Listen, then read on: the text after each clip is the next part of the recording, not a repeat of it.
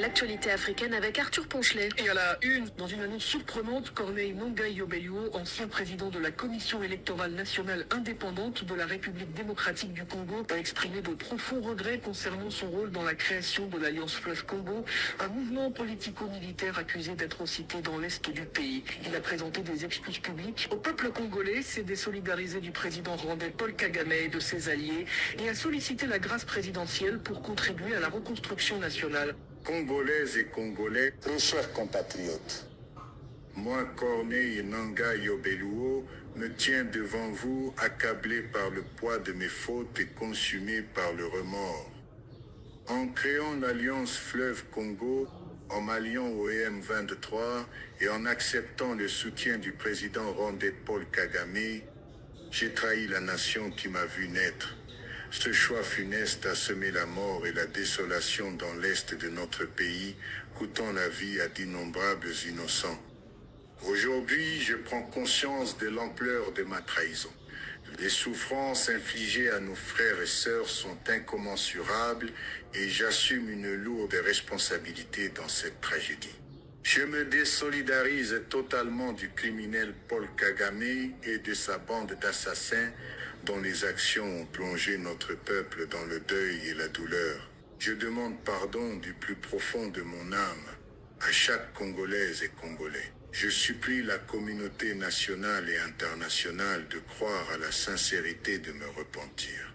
Et je sollicite la grâce présidentielle afin de rentrer et contribuer aux côtés du chef de l'État à la reconstruction de notre nation. Corneille Nangaa, ancien président de la CENI devenu chef rebelle aux côtés du M23, vient d'annoncer son retrait de la rébellion et sa désolidarisation du président rwandais Paul Kagame. Aurélie Mazaraki-Bangula, vous êtes à Kinshasa. Comment cette annonce est-elle perçue sur place ? Bonjour Arthur, ici c'est la stupéfaction. Peu de gens s'attendaient à une telle volte-face de Corneille Nangaa.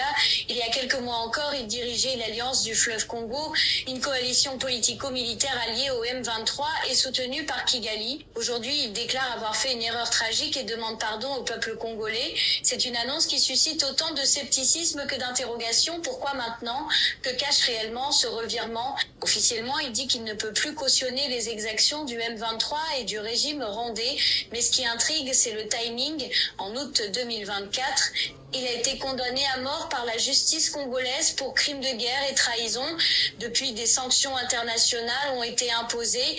Il se trouvait donc dans une impasse diplomatique et militaire. Justement, revenons sur son parcours. Nangaa, ancien président de la commission électorale, s'était exilé avant de se rapprocher des groupes armés opérant dans l'est du Congo. Son alliance avec le M23 avait mené à l'occupation de Goma en janvier dernier, puis de Bukavu en février. Comment en est-il arrivé à rompre avec cette alliance ? Il est possible que ce soit une tentative désespérée d'obtenir une grâce présidentielle et d'éviter des représailles.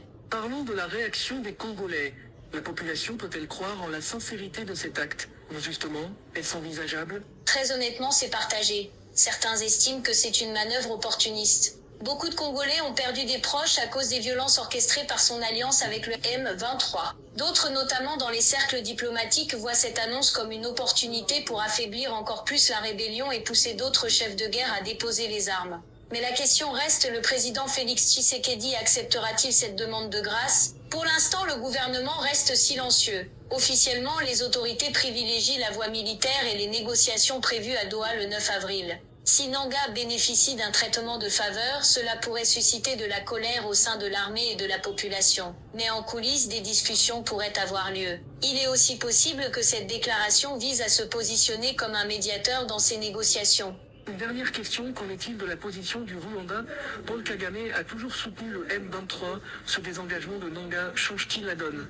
Officiellement, Kigali n'a pas encore réagi, mais cette déclaration est un coup dur pour Kagame qui voit un de ses alliés le plus visible se retourner contre lui publiquement. Cela pourrait affaiblir le discours rwandais qui nie toute implication dans le conflit. Merci Aurélie Mazaraki-Bangula pour cet éclairage depuis Kinshasa.